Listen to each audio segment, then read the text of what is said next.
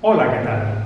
Amigas, amigos, bienvenidos. En este video vamos a realizar un ejercicio relacionado con el tema de las leyes de la dinámica, mejor conocidas como las leyes de Newton, enmarcado dentro de la materia de la dinámica. Este reactivo dice lo siguiente: un vehículo cuyo peso es 19.620 newtons baja por una pendiente con un ángulo de 20 grados respecto al suelo, a una velocidad de 20 metros sobre segundo. El conductor aplica los frenos y logra detenerlo después de recorrer 40 metros. La pregunta a responder es: ¿qué fuerza media aplican los frenos para poder detenerlo? La situación que este problema nos plantea la tenemos representada en este esquema. Tenemos el vehículo, cuyo peso se nos dice que son 19.620 newtons, que se encuentra sobre una superficie inclinada que forma un ángulo de 20 grados respecto a la horizontal, que es el suelo. Se está deslizando sobre esta superficie inclinada con una velocidad inicial de 20 metros sobre segundo y después de recorrer 40 metros a partir de que se aplican los frenos, se detiene totalmente, por lo que su velocidad final es igual a cero. Esta situación la representamos en este diagrama de cuerpo libre. Tenemos aquí el cuerpo. Tenemos que en este caso, puesto que la superficie no es horizontal, sino inclinada, el plano inclinado representa el eje X y perpendicular a él tenemos el eje Y. Por lo que el peso que es perpendicular a la superficie de la Tierra, aquí lo tenemos representado, siempre es un vector que va hacia el centro de la Tierra, perpendicular a ella. El peso gravitacional sabemos que es el producto de la masa por la aceleración de la gravedad y sabemos que tiene un valor de 19.620 newtons. Y por lo tanto tiene dos componentes. Una es la dirección del plano, que es la componente X, Px, y otra perpendicular al plano inclinado, sería la componente Y, Py. Puesto que el ángulo que forma el plano inclinado con la horizontal es de 20 grados, este es el mismo ángulo que forma el peso con el eje Y. Y como consecuencia tenemos que el ángulo complementario, puesto que estamos hablando de un triángulo rectángulo, es este de 70 grados, lo que le falta para 90 grados. Y al mismo tiempo, recordemos que siempre que un objeto se encuentra sobre una superficie, por la tercera ley de Newton, la ley de la acción y de la reacción, surge una fuerza que se opone, en este caso, a la componente perpendicular al plano, que es Py, y esa fuerza se llama fuerza normal. Y por otro lado, y al mismo tiempo, recordemos que cuando un objeto se desliza sobre una superficie, siempre hay una fuerza que se opone a dicho movimiento. Esa fuerza se llama fuerza de fricción o fuerza de rozamiento. Y es justamente la que necesitamos obtener, la fuerza que aplican los frenos para detener este objeto. Este reactivo ya lo tenemos resuelto en un video anterior, solo que fue resuelto aplicando el principio de la conservación de la energía, la relación entre trabajo y energía, entre energía y trabajo. Pues bien, ahora lo resolveremos aplicando fundamentalmente la segunda ley de Newton. Para este efecto, ¿qué datos tenemos para resolverlo? Tenemos el peso, que es de 19.620 newtons. Se nos dice que el ángulo que forma con la horizontal es de 20 grados y por lo tanto su complemento, vamos a llamarle beta, 70 grados.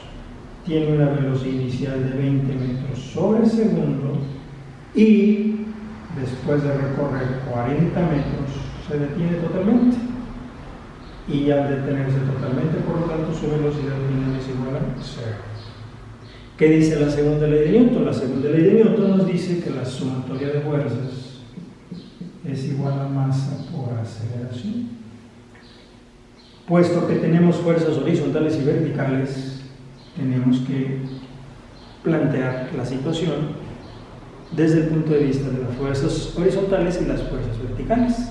Por lo tanto, esto lo descomponemos en dos: sumatoria de fuerzas en Y, que es masa por aceleración en Y, y la suma de fuerzas en X es masa por aceleración en X. Ahora bien, puesto que el objeto no tiene desplazamiento vertical, solamente se está moviendo horizontalmente sobre el plano inclinado que representa el eje X, pues eso automáticamente nos lleva a la conclusión de que la aceleración en Y, puesto que ni siquiera hay velocidad, es decir, la velocidad es cero, pues entonces la aceleración es cero. Entonces tenemos que la aceleración en Y es cero, y esto, por lo tanto, nos indica que la sumatoria de fuerzas en Y es igual a cero. Pues bien, escribiremos la primera ecuación. Suma de fuerzas en Y igual a cero. Suma de fuerzas en Y es igual a cero. ¿Cuáles fuerzas son verticales? La fuerza normal que va hacia arriba, la tomamos positiva. Y la componente Y, PY, que va hacia abajo, la tomamos negativa, y esto es igual a cero. Esta va a ser nuestra ecuación 1. En estricto sentido, esta ecuación no nos sirve para nada. No necesitamos ninguno de estos datos, ni un resultado que obtenemos a través de ellos para obtener la fuerza de fricción. Por lo tanto, esta ecuación solamente la dejaremos testimonial, no nos sirve para nada. Vamos a enfocarnos en la suma de fuerzas en X es igual a masa por aceleración en X. Y por supuesto que la aceleración horizontal no es cero. ¿Por qué? Pues porque el cuerpo está cambiando de velocidad. Recordemos que la aceleración es el cambio de velocidad. Está pasando de una velocidad inicial de 20 metros sobre segundo a una velocidad final cero. Razón por la que esta aceleración deberá ser negativa, ya que está disminuyendo su velocidad. Pues bien, ¿cuáles son las fuerzas que actúan horizontalmente? La fuerza de la componente X, Px, que va hacia abajo, y la fuerza de fricción que se está oponiendo a la componente X del peso, que hace que se deslice el objeto, y esto es igual a masa por aceleración en X. Esta es nuestra ecuación 2 y es la que nos interesa. De aquí, en estricto sentido, nos interesa obtener la fuerza de fricción. Para eso necesitamos la componente en X del peso, necesitamos la masa y necesitamos la aceleración. Pues bien, vamos a calcular la componente X. Para obtener la componente X aplicaremos la definición de la función trigonométrica coseno y lo haremos sobre el ángulo de 70 grados. Coseno de 70 grados es cateto adyacente, que es Px, sobre hipotenusa, que es el peso. Entonces tenemos Px sobre 19.620 newtons. Por lo tanto, la componente X del peso va a ser coseno de 70 punto 342 igual a Px sobre 19.620 newtons. Por lo tanto, la componente X del peso va a ser 19.620 newtons por punto 342. La componente X nos da, por lo tanto, 6.710.4 newtons. El producto de 19.620 por punto 342. Ya tenemos la componente X del peso. Ahora vamos a obtener la masa. Tenemos el peso, no la masa.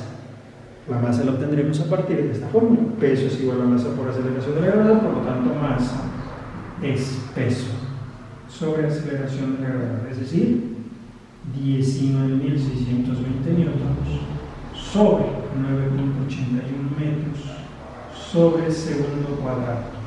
Y esto es igual a 2.000 kilogramos. Recordemos que Newton es kilogramo metro sobre segundo cuadrado.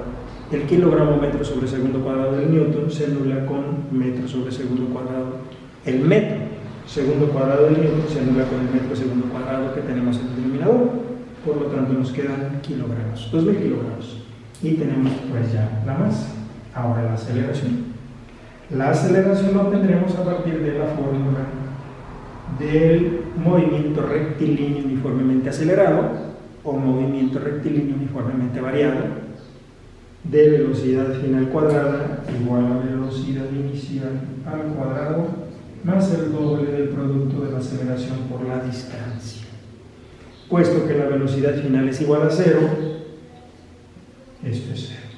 Y tenemos por lo tanto que 2 veces la aceleración por la distancia es igual a menos la velocidad inicial al cuadrado. De aquí despejaremos la aceleración y nos queda por lo tanto que la aceleración es menos velocidad inicial al cuadrado sobre 2 veces la distancia.